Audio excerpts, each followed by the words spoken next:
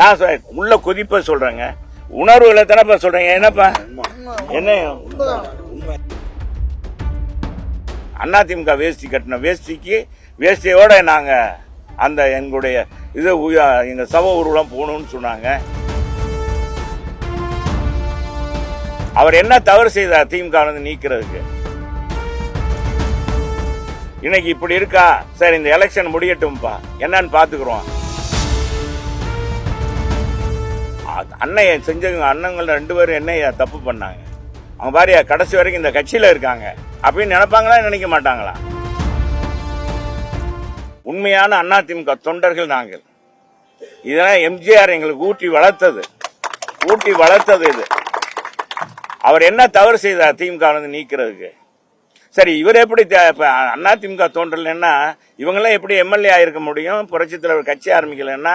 ஆனா ஓபிஎஸ் எல்லாம் எத்தனை தடவை சட்டமன்ற உறுப்பினர் ஆயிருக்கார்? 4-5 தடவை ஆயிட்டாரு.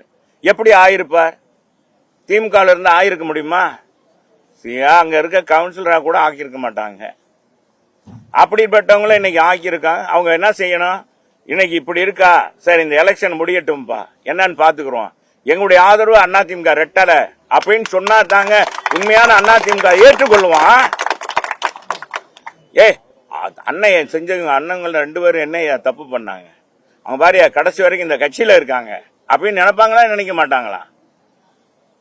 இந்த கட்சி உயர் கொடுத்த கட்சி. நீங்க ஓபிஎஸ் நீங்களே பத்திரிகையில பேசுறீங்க, நீங்க ஊடகங்கள் கேட்கறீங்கன்னா இந்த ஓபிஎஸ் எப்படி தெரியும் உங்களுக்கு? தெரிய வச்சது அதிமுகங்க. தெரிய வச்சது நீங்க எல்லாம் கேட்கிற அளவுக்கு அவரை உருவாக்கி விட்டது, தகுதியை வளர்த்தது, செங்கோட்டையனை வளர்த்தது அதிமுக. புரட்சி தலைவர் அம்மா எடப்பாடியார் காலத்துல தான் நிதி அமைச்சரா இருந்தார் ஓபிஎஸ். துணை முதலமைச்சரா இருந்தாரு, ஒருங்கிணைப்பாளர் இருந்தாரு. இதுதான் கட்சிக்கு செய்யற செஞ்சோட்டு கடனா? என்ன சொல்றீங்க? நான் உள்ள கொதிப்ப சொல்றேங்க, உணர்வுகளை தானப்பா சொல்றீங்க. என்னப்பா என்ன உண்மையா என்னப்பா சொல்றீங்க? ஏப்பா இந்த கட்சி என்ன? இந்த கட்சினால இப்ப நான் செல்லூர் ராஜு யாரு? ஏன்னா யாருக்கு தெரியும்?